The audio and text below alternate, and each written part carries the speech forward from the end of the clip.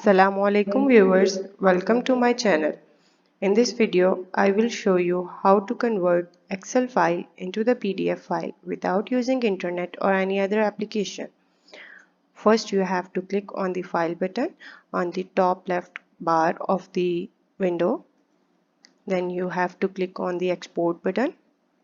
You can see here a create PDF file option appears. You have to click on it. Then this window appears on your screen.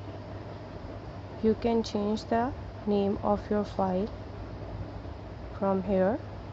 Then you can select the folder in which you want to save your file. You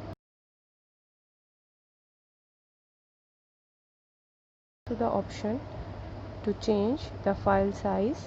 You can minimize the size of your file by clicking the option here and then click on publish button to convert your file into the PDF format.